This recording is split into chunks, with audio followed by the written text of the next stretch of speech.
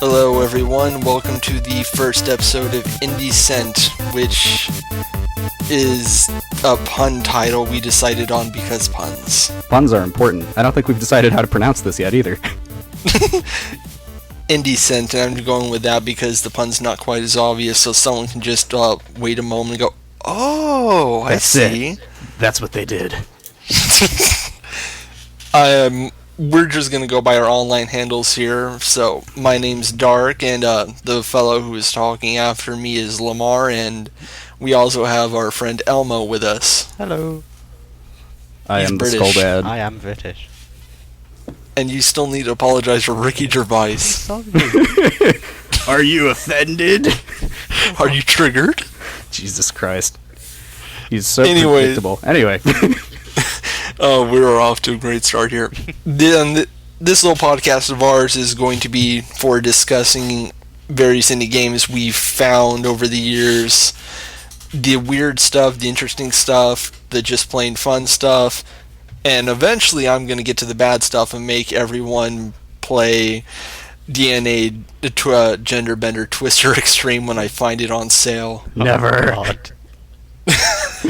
but that's neither here nor there. Do you know Today what you toy with? Before we talk about our topic of the episode, Masochisia, which is my choice and quite possibly one of the darkest games I've ever played, and I'm sure you two have ever played at this point. I was honestly surprised. I kind of went in knowing it was going to be a horror game, and while there are certain... I mean, we'll get to that in a little bit, but while there were certain gripes I had, overall I was like, wow, this actually delivered a lot more than I was expecting. It was like Undertale. There we go. It's all the not expecting. That is why this podcast will have a spoiler section towards the end. Yeah, we'll always have that for narrative games because you just don't want to spoil it. Mm-hmm. And this one definitely has some twists and turns, not just in the main plot, but in the game itself. I'm also going to have to give trigger warnings for this one for discussions of child abuse, implied sexual abuse, pedophilia, oh god, I don't even know, cannibalism, and so forth. It comes on the game. It's on the actual store page. It's on the game where it's like when you start, there's just a thing right there that says, "Hey, if you happen to get this far and didn't check this yet, this is going to be dealing with some very sensitive subject matter. So if you are affected by that or sensitive to that, please do not play this." So yeah, all in all, a really upbeat, happy, fun game.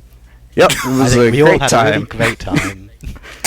I've Maybe started the real- writing fan fiction about it. It's wonderful. Maybe the real Masochisia was the friends we made along the way. Honestly, this is probably my favorite game of the year, tied with VA11 Hall A, which you should all play because it has a big boss dog that talks about how every dog's entitled to their own ball. That's amazing. I know there's also a brain in a jar apparently in that game. Yes, Taylor. Taylor is wonderful. Nice. That game has definitely been blowing up my Twitter timeline recently. A lot of people have really been enjoying it so far. Anyways, let's actually introduce who we are first so people have an idea of where we come from when we talk about these games. So I'll let Lamar start. I'm the video game guy who defeated video games atop the highest mountain, and also, yeah. I don't know. Well, I mean, like, what's some of your favorites, genres you like, stuff like that? I do like horror games, so this was a good one. Some favorites include, like, Persona 4, Chrono Trigger. I really did like Undertale. That one's quickly become a favorite of a lot of people. I like stuff that can throw a twist. I usually don't go for kind of, like... I kind of like to find little diamonds in the rough. 999's another personal favorite because that's on my mind because I just finished the yeah. series. Oh my god, it goes places. But yeah, I like things that are interesting. I'm willing to overlook a few flaws in some things as long as it's like what the game is going for delivers, I suppose. You also have a music background, right? Yep. I've been in a band previously, which is no longer together. I'm currently working on an album, which I guess I'll plug later. But and have some other stuff. Please check me out on www.twitter.com/@LamarTheFrogs// Follow, like, subscribe, retweet, reblog. Elmo, what about you? Oh,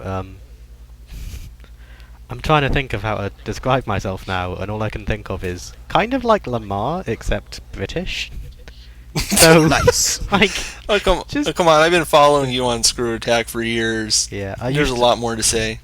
I wholeheartedly embrace that I am a very TLDR person. I used to write quite a lot on Screw Attack, slowed down a bit, but looking to get back into it. Don't read anything I write unless you have about half an hour spare. Oh my. Because that should be just enough to get you past the intro. And Yeah, your writing is like longer than me writing about a weird mobile game I found where you make cute anime boys wear dresses, and that went on for 2,500 words. Jesus. 2,500? Yes. That's just... Child's play. Yeah. I don't want to do like a cheap plug, but the one thing that I'm semi-proud of and looking to bring back is I used to do this series like Game Wars, where you take two games that are sort of similar but not really, and compare them. And I just thought I'd bring that up because the first one had Chrono Trigger in it, and Chrono Trigger won. So, you know, Lamar, you gotta... There we go. There we go. That's very quality series. It is a beautiful game. What's some of your background and some of your favorites? Oh, jeez. My favourites are all, like... they're kind of cliche. Shadow of the Colossus. Earthbound. Which I loved so much that it got defeated by Chrono Trigger. Oh my. Yeah. I'm kind of hard on my favourite games. But yeah, some of the lesser known ones, I guess. Hotel Dusk, Loco Roco. They're not lesser known. Loco Roco No, might they be. kind of are. I mean, Hotel Dusk was great, but it also sold like nothing. Oh. Yeah, that was one you kind of saw around, but maybe not so much people actually playing a lot of the time, which is a shame. Yeah. And you got the sequel that was only released in Europe, you lucky dog. Oh, I did. The rare case where something is only released in Europe. Yeah. I used to have a big list of all these games that weren't released in Europe, so that for situations like this, I could just bring it up and say, well, we didn't get iNinja on the GameCube. we had to wait like an extra 5 months for Brawl for no reason. It was funny that I mentioned Zero Escape because for Virtue's Last Reward, when that came out in the UK and Europe, they only had the English dub, not the Japanese one. So I'm going through like, man, I'm really glad I'm playing the Japanese one, and everyone just comments on my tweet, and they're just like, that must be nice.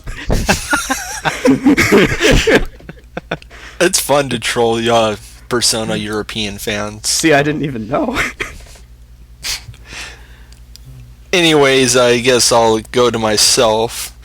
I'm Dark, and I have been writing on the internet for years because I just like doing it. I've started with Sega Genesis my uncle gave me. My favorite game on it was Sonic the Hedgehog because I'm predictable and I will defend Sonic till the end. Don't even start with me on Sonic Heroes. I have mixed feelings on that game. I will give you that the last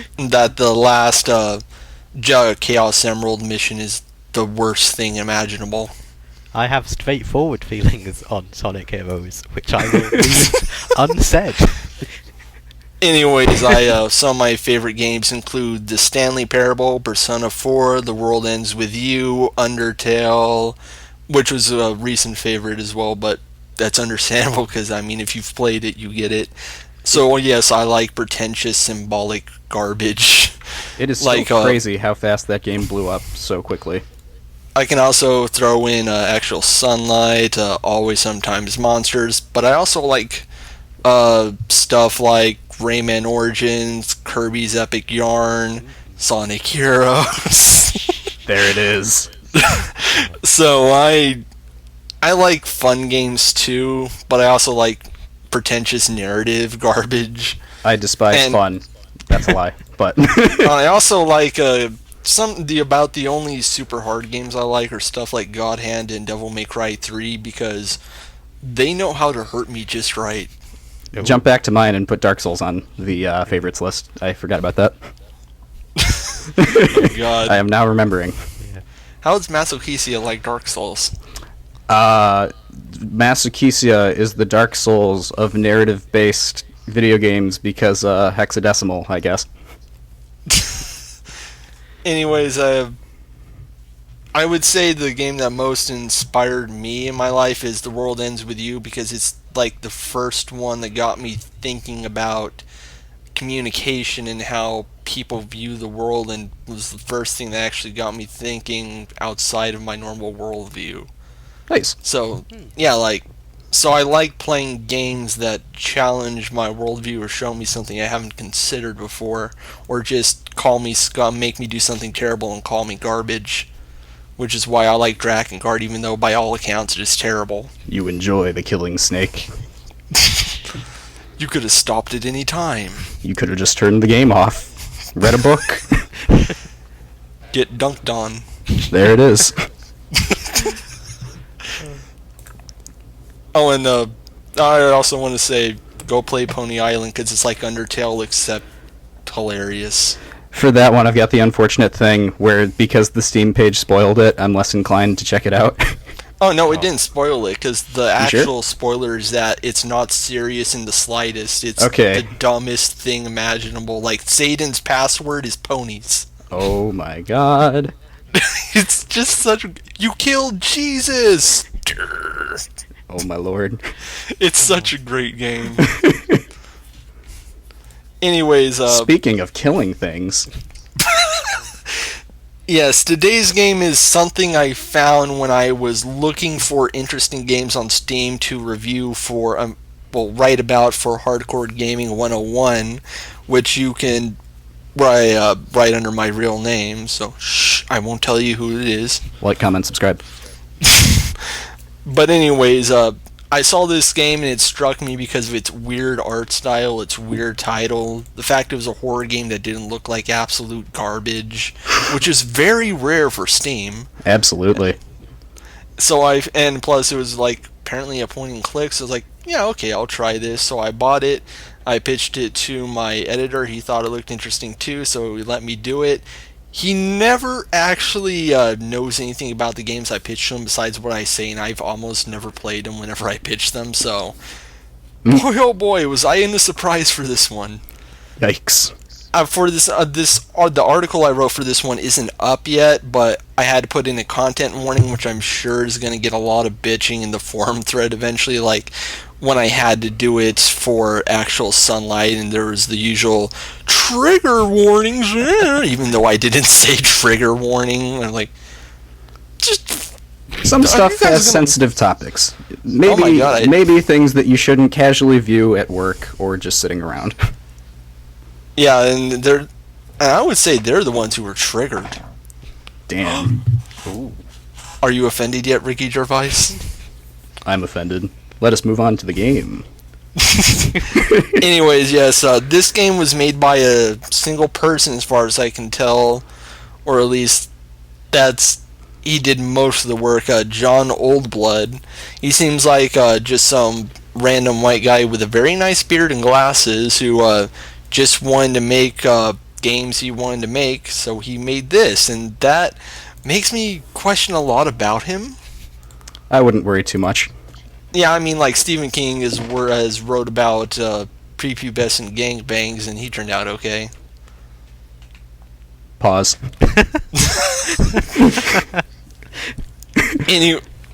Anyways, this game, Masochisia, you play as a young boy named, I believe it was Hamilton. Yep. And, you're introduced, you're looking for something in a shed when you start, and apparently a voice is talking to you, and you're not sure who it is, though, considering what type of game this is, it's safe to assume you're going crazy.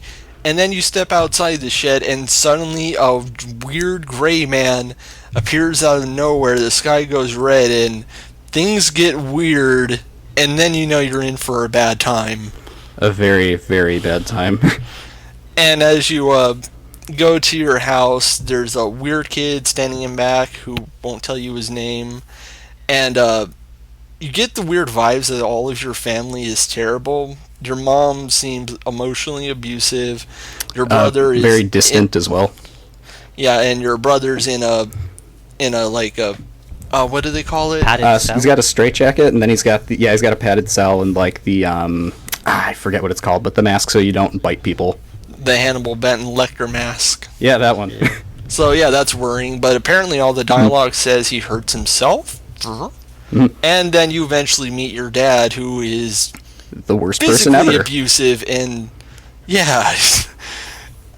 And then you talk to that little boy and that boy in the backyard again, and the adventure starts as he points you in the direction of someone you need to see. And this is where we have to stop talking about the story. We'll get into that in spoilers, and we'll just try to talk about generalities for this one. Mm-hmm. But let me just say right now, I love this game. I adore it. It's one of the best written games I've played in a very long time. My general thoughts for it, I really was surprised how much I ended up liking this game. Also, I think the gain on my mic went up, so now I'm feet away from it. But I was definitely surprised to see how this game turned out, because at first I kind of thought I was guessing the cues where it was going and everything, and in a lot of ways I was right, but it throws a lot of curveballs through, and weirdly, when it comes to some gripes, I have a few, like jump scares I felt were a little cheap and things like that, but those aren't the scenes that end up sticking with me. There's certain stuff, particularly late in the game, that I'm like, days after finishing it, still occasionally thinking about and being like, Jesus, they did a very good job with that in terms of how affecting a lot of the stuff is. It's really good at, like, a thing that I think will pass over a lot of people's head is the sound design for it. Because there's certain stuff that's just, like, it's really delicately paced, both in terms of the music and how it fades in and out as you go through different sections and different mental states, and also just certain sound effects, in particular spoilery scenes, hit really, really hard. I do have to agree that a lot of the jump scares it throws out are weak, but there aren't many of them. But when they do show up, like there's one that pops up when you pass a certain area late in the game, and every time it happened, I was just like, come on, really? Yeah, I was thinking of the same one, actually, where the actual thing that had happened before as to why you see the jump scare had really, really got me, but seeing that was like, I think that's... I think the positive aspects of it definitely weigh out, though, because this is a game that's still, like, I keep thinking about... I'm pretty jaded when it comes to a lot of horror stuff, but this one I'm like, this one got me. I like it. It's good. Hey, Elmo, this kind of looks sort of like a Monty Python cartoon, except messed up, right? Yeah, very messed up. I'm doing detective work, and I'm trying to piece together which part of the game Lamar's talking about, and I'm pretty sure it's the same part that freaked me out, so... I think it's the same part that freaked all of us out. Yeah. This is so hard to avoid spoilers. Yeah. But, anyways, yeah, like, the style of this game is like sort of like Monty Python stop motion mixed with a lot of static and artificial monitor filterings and like really beautiful landscapes. It's sort of like if you mix Monty Python, Tim Burton, and like I can't put my finger on it. Sort of like old Norman Rockwell paintings in a way. Yeah, except much more what? Yeah, it's got this really distorted kind of thing to it. Shoot, there's something I was going to say. There's a lot of dead, empty eyes. Absolutely. One thing I was actually really impressed with the visuals for it was with the character animations, the tweening on it. I'm usually a bit of a stickler when it comes to tweened animation for things in which each separate limb or like body part is kind of like animated and tilted separately. For here, it's got almost like this puppet show kind of style to it, which works really, really well and is a lot more dynamic than I was expecting. And that definitely has payoff in that one scene. Yeah, exactly. Yeah, it's also interesting because I actually want to bring this up. There's a lot of symbolism in this game and why a lot of it's easy to place. Some of it seems very obtuse and strange, like this being you meet called the Guardian, who's like a bear with antlers. Mm-hmm. I kept looking up what that was, and I never found an answer. So eventually, I just asked the guy on Twitter, and he just said, "I don't know. I just kind of happened when I was making it." Yeah, that was one that I didn't think much of, but with other details in it, I did do some digging, and I will credit a YouTube video later when we get into spoilers. But for once, I was surprised to see that the based on a true story tag actually wasn't total bullshit. Yeah, let's not go too far into that yet. Yeah, exactly. I will say, it is based on a true story, and actually based on a true story. Not in that the events of the game are exactly how it happened, because of course not, but it is influenced by some events. Yeah, it was something that I felt sort of disappointed by and even kind of laughed at early on was the dialogue choices, because they were either very human reactions or sex pervert reactions. Yeah, there came a hit point. me door, daddy.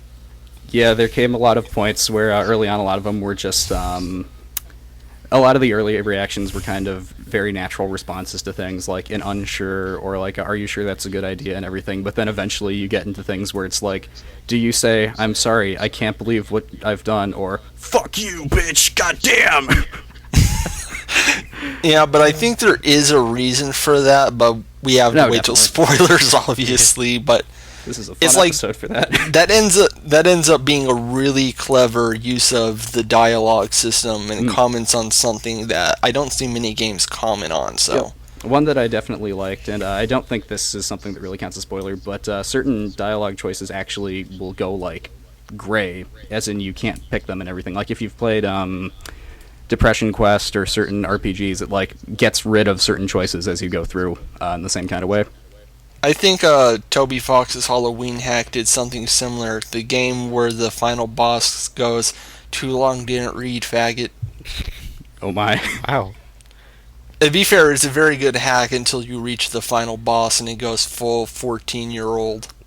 Yeah, I've noticed that he I find it really funny when Toby just goes, guys, can we not? Alright.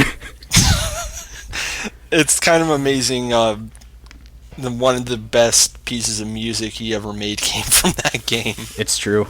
I also can't believe that he made the Homestuck MPreg rock opera. What? You go onto YouTube and look up The Baby Is You after this. Oh, God. I'm not kidding. Anyways, for moving on from truly horrifying things back to Masochisia. Let Elmo talk. Yeah, no problem. British person has to talk because he used to rule the world, so he's the most important person here. Oh, thank you. I choose to believe that there was no sarcasm in that. It was just, oh wow, thanks, I rule the world. Yay. So how's the Prime Minister working out? So this game, right? Masochisia. It's, I really want to play like devil's advocate and say, oh, I didn't think it was that good, but I can't because I liked it. So, yeah, try it was anyway. really just haunting and unsettling, and it's always kind of difficult to try and describe a game positively when there wasn't much in it that I would describe as fun. But if there was a game about like child abuse, and it was like, oh, you should play this game, it's about child abuse, it's a laugh. It's brilliant. Then that wouldn't work either. So there you go. For what it is, I think it hits its goals pretty well. Absolutely. Yeah, I don't think this is the type of game a lot of people would hunt out to play. Yeah. Even like people who play stuff like Actual Sunlight and Always Sometimes Monsters, the first which is about depression, and the later which is about the hellscape that is the American late capitalism ecosystem.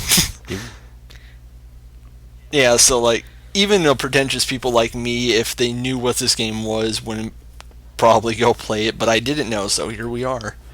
Yeah, it's definitely, it's kind of a hard sell, because it's one of those things where it's like, this game isn't just depressing and it isn't just scary. It hits on some really, really tough ground that is definitely very groundbreaking in a way. I don't think I've ever actually played a game like this before and everything. And while I can put up some complaints with certain scares it does and everything, I think for the most part, the general design, writing, and the way it's kind of all put together, like, hits all the check marks and everything. Like, early on, I was kind of unsure where it was going and unsure how I felt with it, but when it kind of loops back around on itself and comes full circle, it really is something to see.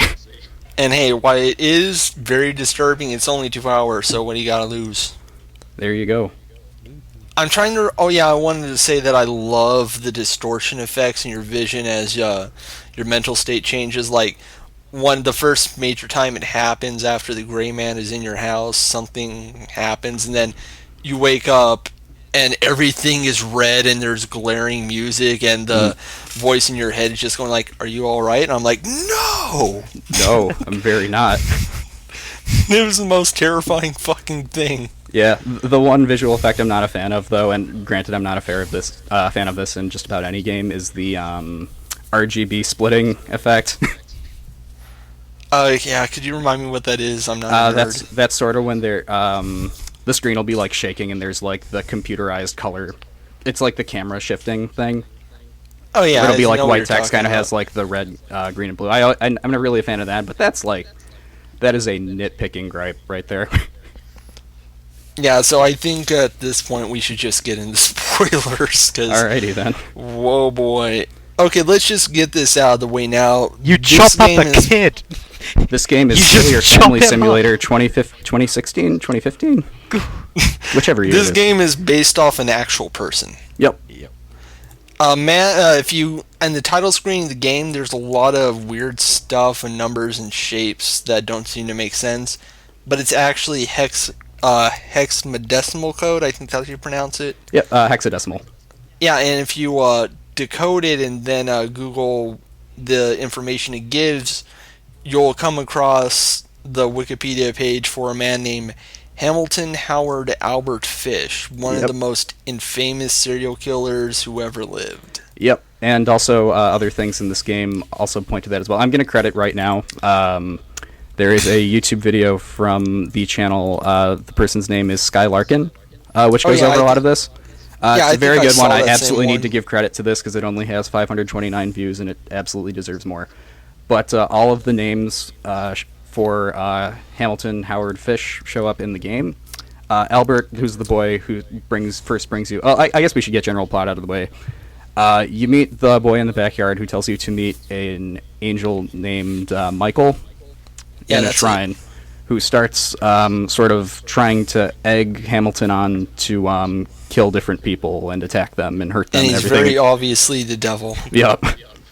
And he's saying it's like this is your fate, this is the word of God and everything. There's also certain jumps to a therapist's office in which you're kind of like recounting your feelings on the game and jumping around and you're not really sure And what's the going on. therapist is very clearly supposed to be the gray man. Yep. It is like the exact outline and everything.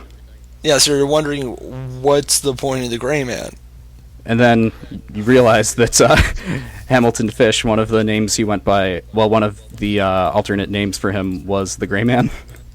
Yeah, I actually marked this down. The Gray Man's referenced most heavily. There's also a scene with a werewolf Yep. that seems to be forgotten about as soon as it happens, but it's actually hinting at another nickname of his, the Werewolf of Wisteria. He was also apparently called the Boogeyman, but I don't think that's referenced. I just wanted to bring it up. Yep. One other one is when you first run into Billy, who is the boy that gets chopped up by the protagonist later in the game. You can actually give him a fake name when you talk to him. Like you go up to him and say, "Hi, I'm Frank Howard," which is a pseudonym that the original killer went by. There's an item in the game which is needles, where when his mental state getting out of hand, in which he will cut himself. Once again, definitely warrants a trigger warning with this game, but will cut himself with the needle to kind of like ease himself and everything with it, and have like that rush of pain and everything, which is something that the actual person did do. So. Oh yeah, he was a big sadomasochist. Like, from an early age, he was into a lot of heavy shit and literal shit. And apparently this eventually led him to cutting off his homosexual lover's dick at one point. Jesus. Yeah, and he might have been a pedophile, we're not sure, but he definitely murdered and ate children, that's obvious enough. Yep. There's a character in the game whose name is Grace. She appears with the angel, and she's represented as a girl with no face. She was actually the first victim that he ended up eating. Oh, she was the last victim. Oh, okay, I heard differently. Yeah, she was in the game. She's considered the okay. end, and Oh, wait, okay, I meant Gra- in the original. Never mind. I got you. I think you're thinking of Billy. Yeah, never mind. Yeah, Billy's the first victim, and Grace is called the end because she's the last victim, apparently. Right, she was the or one last, who got him caught. Yeah, the last known one that got Albert caught. Mm-hmm. And apparently he said he's had hundreds of children across the country, but it's not sure if he meant murder or eating them. It's unknown. No, it's pretty terrible. Yeah, so yeah, this is a really fun game. 10 out of 10. IGN. 10 out of 10 IGN, too much water. This game is not a strict retelling of his life. In fact, it doesn't seem to be interested in exploring the man himself or why he did what he did. Which is very much a positive towards the game, because I don't think that that's ground... While I can definitely say that would be daring ground to cover, it might not fare too well in execution. So I think it was much smarter to kind of base the story on here to see the declining mental health and stability rather than sort of a strict retelling, I guess. Yeah. Yeah, it could have very easily been an exploitive piece of trash, but it goes in a different direction where it's like sort of like Spec Ops or Undertale or other games that call you a god-awful human being, and tries to pokes and prod the player and get them thinking about what they're doing. Yeah, early on in the game, I was actually getting a little bit nervous with where it was going with it, because mainly in its portrayal of mental illness, I was like, oh no, is this going to be very like stigmatizing, sort of a negative portrayal of that, which I mean, that argument is definitely there and everything, but I think what it does with it is definitely something that's valuable. It doesn't feel like it's trying to capitalize on this or portray mental illness and like in of itself as a negative way. I think it's kind of trying to examine a very damaged psyche and sort of make the player reflect on these violent events and these violent attacks and sort of see a declining state, because there's a lot of stuff that kind of keys in and muddies things up with this horrible, terrible person. Elmo, you've been really quiet, I've noticed. Oh, I'm sorry. It's okay. Go ahead, share your thoughts. I always feel kind of scared that I'm reading too much into things and that I'm just going to sound pretentious, but the only... Oh, trust me, you're not. You're around here, they're doing just fine. Oh, hooray. It was something, and it was something about Spec Ops. No, it was not about Spec Ops. It was about... Oh, Jesus, what was it? I liked how there was a link. I'll just leave it at that.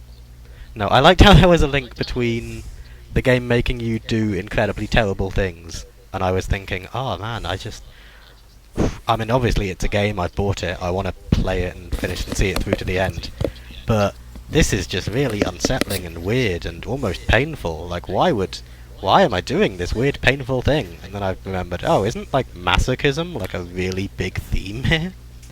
And that's probably... I don't know, that it does feel like I'm reading too much into it, but if it was intentional... I definitely see what you're talking about. Yeah, if that was intentional, it's really good, and if it wasn't, let's just pretend that it was. Yeah, it has a lot of the... we mentioned Undertale and jokingly Metal Gear Solid earlier, but it definitely does have a lot of the sort of prodding the player, as in, like, why are you partaking in this? You are actively taking part of this when you really don't have to and everything. Yes, I'm aware you spent X many dollars on this game, but this is not fun stuff and everything, and I think it definitely wants the player to reflect on it. Yeah, like... Because I definitely think it's not just, haha, you did all these horrible things, you're a bad person. I think it's looking on a lot more subtle ground than that. Which is why I really like those ridiculous dialogue choices from earlier, because it's basically mimicking what lesser games would do with this sort of subject matter. Like how all popular moral choices in video games are either save the school children in the bus or dump them in a pool of lava and laugh maniacally, that sort of thing. So it's just like giving the very expected binary, and then as the game goes on, it starts questioning you. it seems more interested in questioning why you're doing what you think the game expects you to do instead of what you want to do. Mhm. Like, for me, I ended up killing the father because fuck that guy, but I didn't kill anyone else that I didn't have a choice in killing. I mean, that I had a choice in killing. Mhm. Because I honestly don't think they deserved it, despite how terrible they were. But, like, the father kept coming back and it wanted me to justify this decision. And That it was- wanted me... Sorry to cut you off. That was actually a really tough one after killing the father, because right after that it lands you in one of the therapy sessions, and you're being asked about it, and you're kind of... If you just... I'm not sure if it's something you absolutely have to do in the game, if it's like required to advance, but with killing the father, the therapist like asks you, it's like, well, why did you do it? And you say, it's like, well, he was a bad person, he abused my family and everything. It's like, but was what you did okay? It's like, well, I guess not, but also it's like, but I had to do what I had to do. It's like, but did you?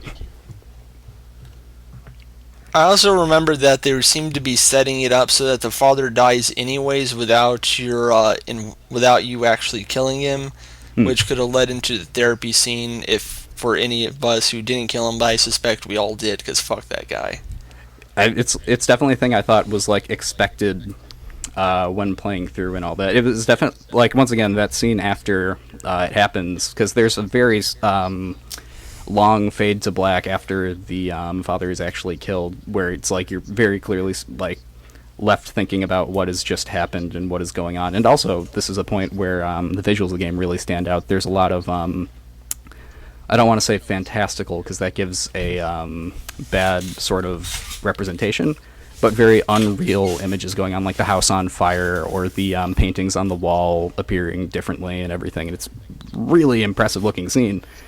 But it's tough, because after you do this horrible thing, which you felt justified in doing, you then are tasked with trying to justify it, and it's not something that's very easy to do. I definitely think it's trying. I definitely think it's trying to comment on that violence in those acts and trying to be like, well, yes, this thing did happen and you did do this, but why is this happening? And is this something that you really feel comfortable with, or was it kind of like a flash in the pan moment of instability, I guess? I noticed that the game seems to build a story around the father that makes him sort of understandable, if not sympathetic. He wanted a proper child, but he never got it, and he's become... And he seems to be suffering from alcoholism and possibly his own mental illness. Mm-hmm. I'm not sure. I think they mentioned that the mental illness ran in the family, like it was a hereditary kind of thing. Because oh yeah, and you had to take medicine. Yeah, the two sons definitely have it, and that's a very vague description. There's definitely... It's not a neurotypical family, I suppose is the best way to put it. It doesn't really absolve him of his sins, but like, it's like leaving a way for you to not kill him by showing him that yes, this person is terrible, but he's human. Mm-hmm. But because at this point in the game, it's just the bad things are just starting. You figured, oh, I guess I must have to kill this guy to continue playing the game, because most moral choices in games don't actually lead to different outcomes or different outcomes of particular meaning. So you figured, I guess this is something that just has to happen, and then the game keeps reminding you of it and asking you why you did it. Because like, you can't avoid some of the terrible things you do in this game, but you can avoid some of them, and your first time playing, you're not sure what's what.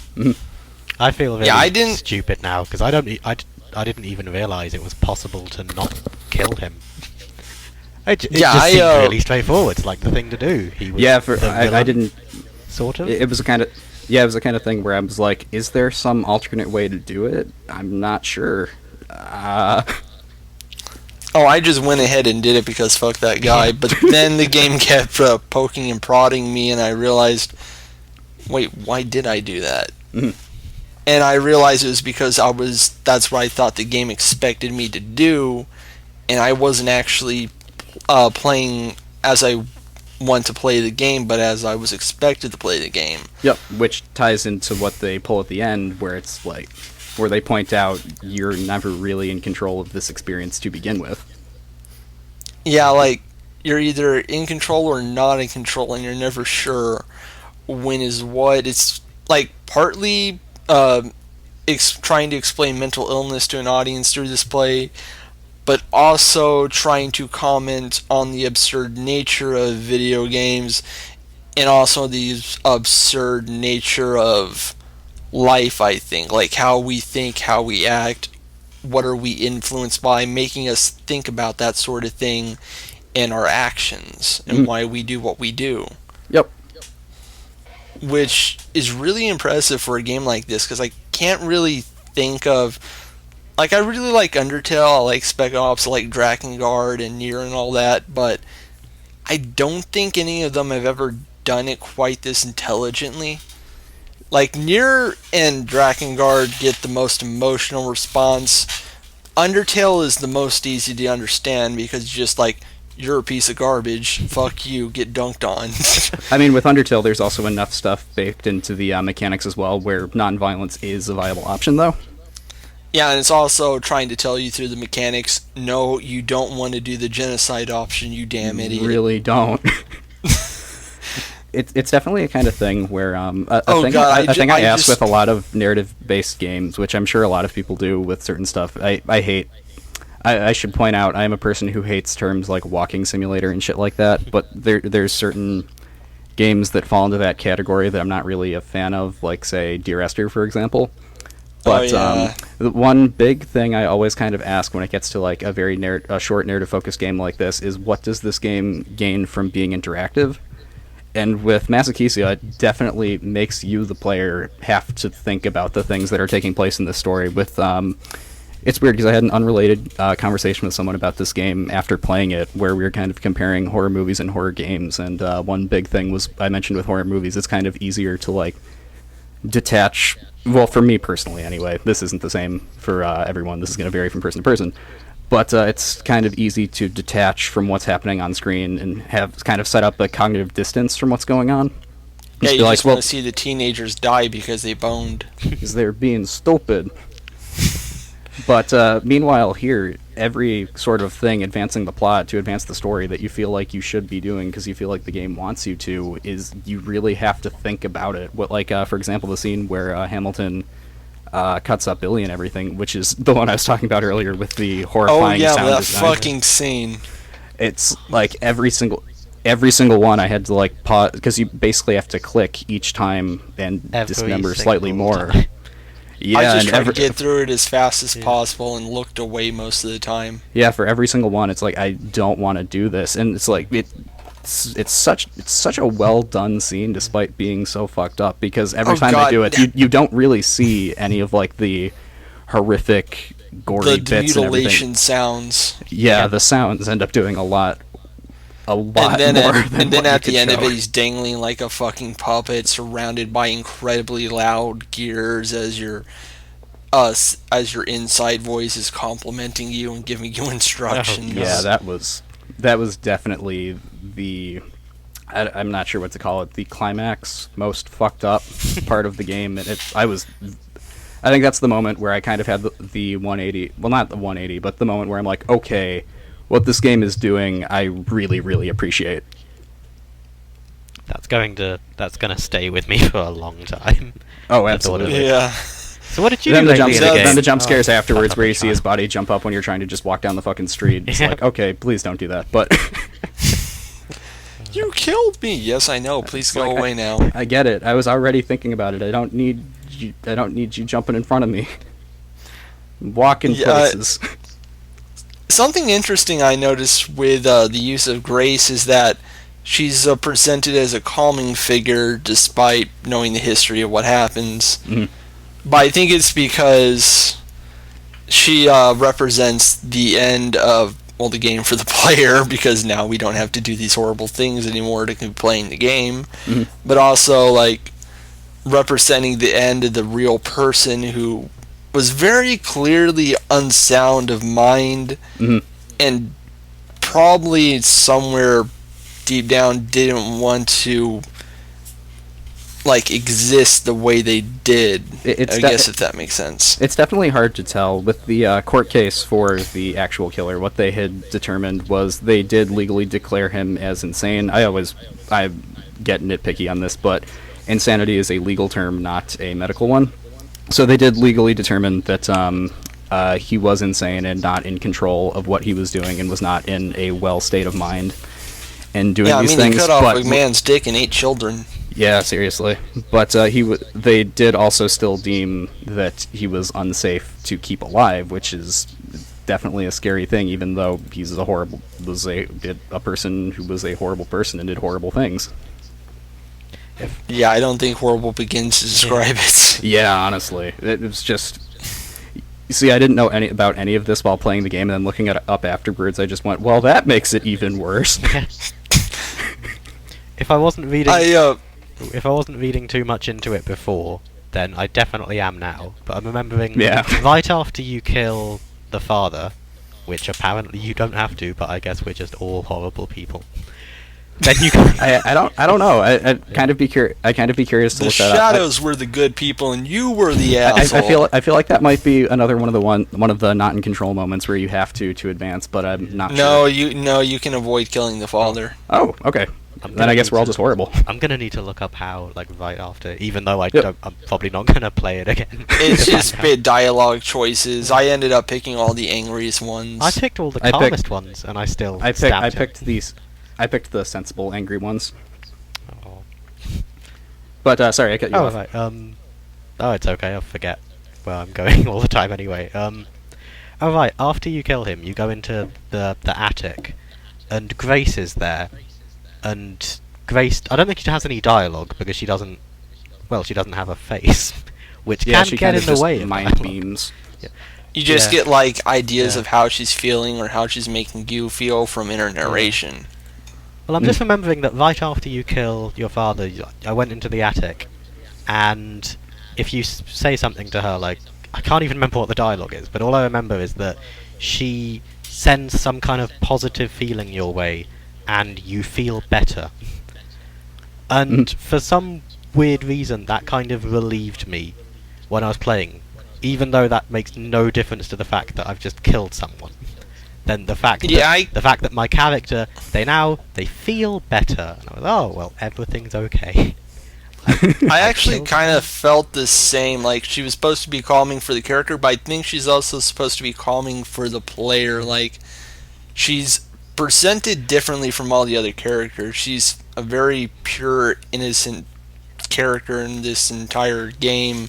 She doesn't react to things the same way everyone else does.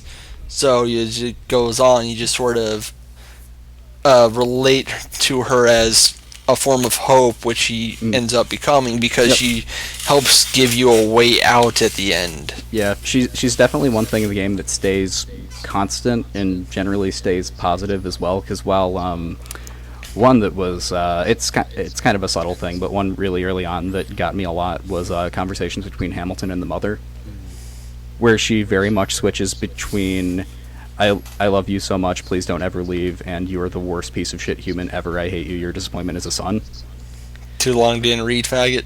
Just like sometimes in like the same sentence and everything and stuff like that. So when you have Grace, who's kind of like the one positive sort of thing and everything, it is weirdly calming when she shows up, because it's the one thing in this game that's not horrifically fucked up, even if it is a little fucked up.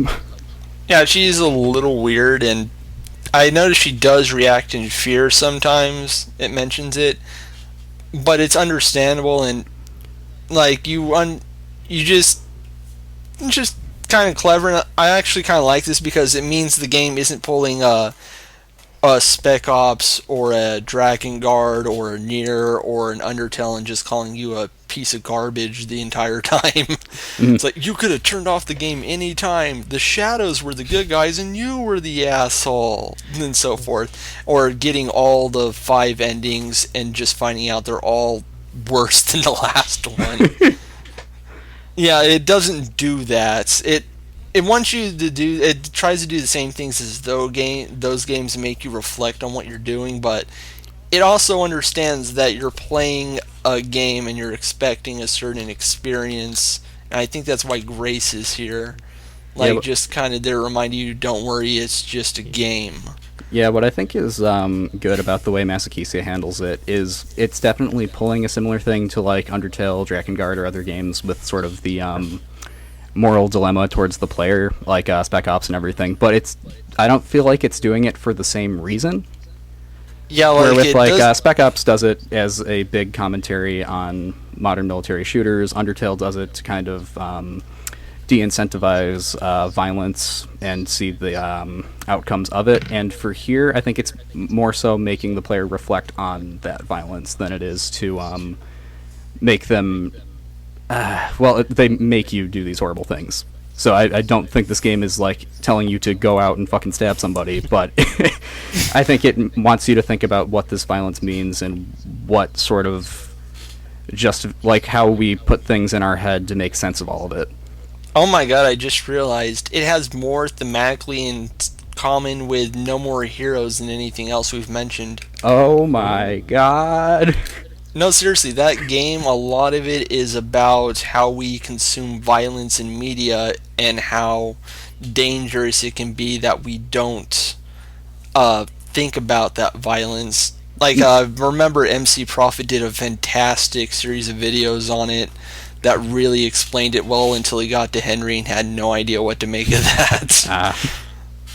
Yeah, but like, I think my favorite part is when he pointed out at the end of the Bad Girl fight, it's portrayed completely different from all the others. When you finally kill her, there's this really violent, but not overblown scene, more like realistically violent, and it's just uncomfortable to watch and ends with a girl stabbed by your sword, which is a phallic object, bleeding out over you, and it's basically a game going, do you really like looking at this?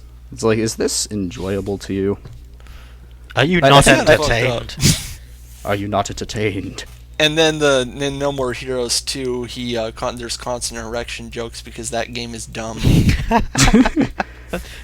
I definitely do think Masochisia and the other games, though. I think looking at game violence in that kind of way is definitely a valuable thing to be exploring, because, I mean, I'm going to assume none of us are the video games are destroying our children and burning our crops because someone got stabbed in a video game kind of thing. But at the same time, when there's so much violent content and everything, you kind of want to see, like, okay, maybe we can have a thing where we question, maybe it's bad to partake in this, or why would someone want to partake in this, or what are the actual costs of partaking in this on both the aggressor and the person who is aggressed upon.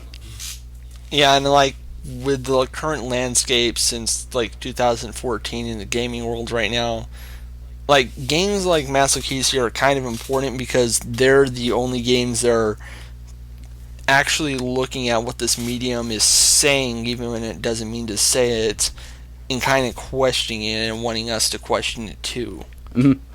Yeah, I think Masochisia is a game that someone could very easily either misinterpret or kind of take at face value and be like, this game is just exploitatively indulging in these horrifying things and all that. But I think it definitely expects the player to kind of look a little bit more into it. Well, maybe not even expects the player to, but sort of wants the player to think more about it and why it's being partaken in. That's why I brought up the Or you can be the average. Or you can be the average Steam user and complain that the ending just sort of stopped and it's not objectively good, or make a joke about becoming a serial killer. This game is 2 hours. Steam refund. Yeah, where's all the content? I wasn't even bored for 50 hours straight. But yeah, I definitely think it gains a lot. I definitely think Where's the Masochisia. vagina bone? Oh my god. But this anyway, game took out the titties in the American release. Why Gaming is dead. Why doesn't Masochisia have a blood slider and a boob slider? Come on, game designers, get your shit together. But I definitely think it gains a lot in making the player have to do these horrible things because it makes you reflect on it. I don't think every game does that as well. I've seen some that do that very, very lazily. I think this game is a lot smarter about it, though. I also want to bring up that it sort of reminded me of the Stanley Parable on retrospect, because they deal with similar ideas of choice and how meaningful or meaningless it is. Sort of in in the context of strictly a video game, or Oh no, in the context of just general life and Okay, how gotcha. utterly fucked we are. Ooh. at every Like, moment these are is both- a choice. I kind of felt like these are both very nihilistic games, but not in the I'm sad because nothing matters way, but nothing matters, isn't that cool kind of way. Yeah, the nothing matters, but let's look at what we can make sense of in all this.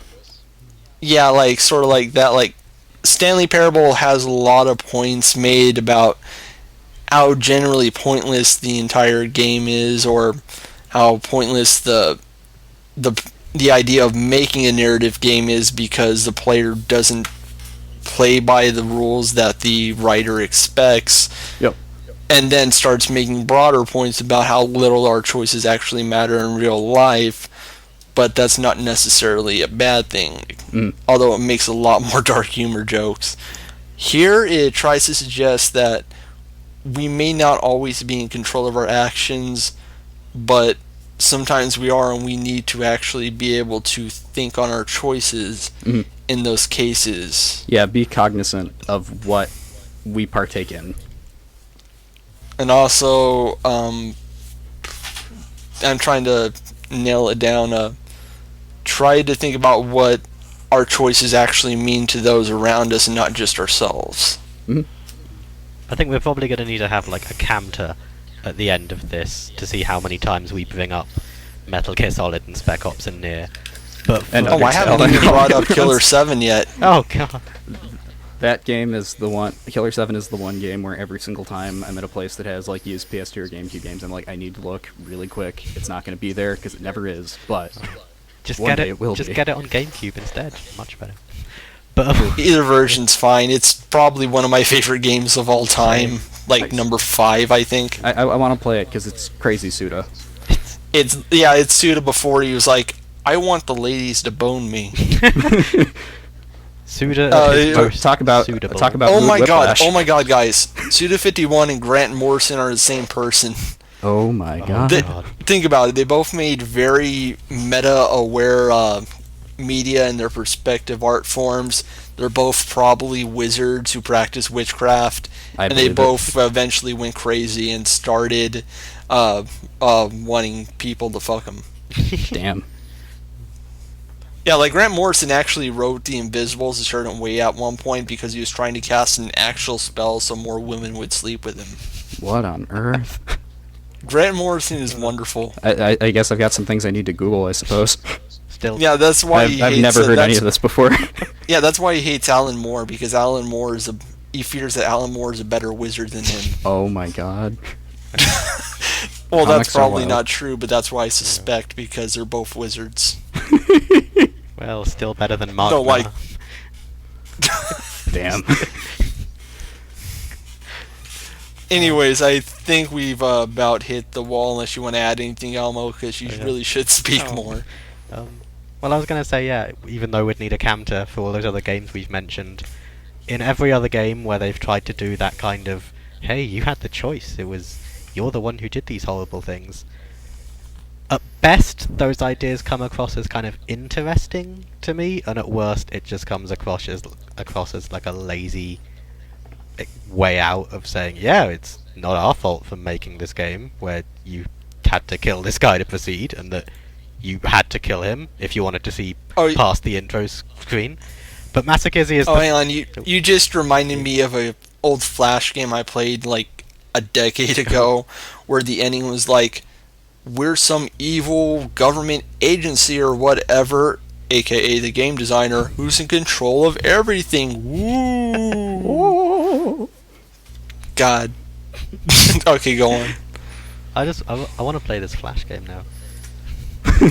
It's terrible. The Illuminati is actually just video games. Deus Ex was right. Oh, I knew it. No, Crash was right. Actually, Deus Ex kind of was right about a few things. That's the terrifying part. I mentioned it on Twitter today, but I will endlessly keep trying to get people to play the first one. The new one apparently sucks. I've heard mixed things on the new one, but the one thing I keep hearing is that it drops so much. They mishandled the narrative and thematic elements of that game so badly. AAA gaming at its best. Yay. Yeah, Masochisia, definitely for any game that tries to pull that kind of moral, you did this, Masochisia probably does it the best out of any game I've played that does it. Mainly because Undertale would come close, but if you play Undertale and you do a genocide run, chances are you're doing it on purpose because you just want to fight Sans. Because you just need to know. Yeah. Oh my god, I just remembered so many YouTube reviews of that I've seen from people I otherwise think are really good reviewers complaining about how boring the genocide run is, and then missing the point. They'll even admit that, yes, I understand that's the point, but why isn't it fun? I'm like, you just explained. You enjoy the killing stake. It's kind of amazing just how much so many different audiences for games don't want to understand these very obvious messages. I was trying to play Sonic Heroes today, and I decided to play it using only my feet, and it turns out it was really boring and unfun. Get it together, Sega. Come on, game designers, get it together. What were they thinking? Yeah, I think my number one most hated terrible YouTube game criticism is, what the hell? The programming on this game is so bad. It's like, what does that even mean? I'm sorry, did you rip open the source code and can see why? It's like, okay, is the game glitchy? Are there bad clipping issues? Is the game poorly put together? Why is it poorly put together? Oh, just the programming's bad. Okay. It was just regular programming, except he just punched it. Yeah, it's not that the level design was bad or that these things were interacting in the wrong way. It was bad programming. Not to say things can't be badly programmed. Shit that crashes constantly is probably the definition of that, but... Yeah, I think they probably hate Undertale because Toby Fox doesn't know how to program, apparently. Something like that. Yeah, he had hundreds of error messages in his code, and even commented it on Twitter at one point. He shared one about stupid dog or something. Oh my god. Made a fantastic game, though. Yeah. Yeah, you can't really look at games as just objective things, and I kind of understand where that comes from since so many are so mechanically focused, but we don't live in that era anymore of the early 1980s. We've changed. Even on the fucking NES, we were already experimenting with narrative games. Hell, we were probably already experimenting on a late Atari system. Yeah. And it's don't get me wrong, I still love mechanically based games and all that, but, when people kind of look at things as a boxed product, and it's does it control well, does it shoot well, is there a difficulty curve, 9 out of 10, or whatever, And I'm sure these people, some of their favorite games are Metal Gear Solid or Final Fantasy VII, which makes me wonder if they've actually played Metal Gear Solid or Final Fantasy VII. There you go. Yes. I mean, the Metal Gear Solid just goes on and on and on about soldiers and nukes and memes and the internet and media. Sorry to cut you off, but one that I found kind of weird recently, because I played this game and it was fucking great, which is the total opposite of this one in terms of violence, but Doom 2016. What I found really weird on that was a lot of people being like, it's just like old Doom. It plays just like old Doom. And I'm like, this game is fantastic, but plays nothing like old Doom. What are you talking about? The level design, the way you move, the way you... It's I'm not just talking about because it's a newer game, but mechanically the way you move around and orient yourself in space is a lot different than the way it was in Doom in terms of level design, enemy placement, and everything. But there are health packs. But there's health packs, and you run and shoot. They both have Doom in the name. They had to change a lot of that game to make it work in 2016. It was cool. You were saying, Elmo? They both have Doom in the name, so it's basically the same game. Basically. They both have Doom Guy. Basically. Yeah, exactly. To have the same character. What as are well. some other games with Doom in the name? Like, Is there an Doom, Indiana Jones and the Doom. Temple of Doom kind of? Should be. One Oh, of that's those. basically just Doom over Yeah, again. just basically Doom. You can even rip out someone's heart. Yeah. And What's you know the that point? what's that old PC series like Dune with an N? That sounds pretty similar. Oh, So that's basically That the was same. based on a book that got a movie that was bad. Yeah, it's basically I've been Doom though. meaning to Basically. I've been meaning to read Dune at some point. For some reason, something keeps me away from it. But also, Dune 2, the game, actually is one of the progenitors to the RTS genre, which is kind of awesome. Oh. We just went on a massive tangent. We did. So, That's Masochisia. okay. But It's the end of the episode. So Oh wait, before we end, we do need to mention the ending of this game because it kind of.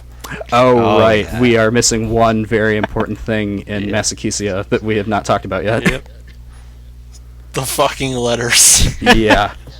Yeah, So- when you end this game, you go to the therapist office one last time, no matter what choice you make, and it questions you a bit more. And it seems like the game itself is talking to you, the player, and it's like, only I can decide when this ends. And then he snaps his fingers, and you're kicked back to the home screen. But then if you look at the bottom of your bar there, you can still see the game is still technically loaded. Like, what's that about? And then writing comes up Yeah. on your desktop. That freaked me the fuck out. But what And also then the letters come up on your desktop in text files, and you can read them. And Yep. the character of the game talks to you and asks you about your choices. Yep, it happens, I think, at the beginning of the game, at the end of Act 3, and then at the end of the game.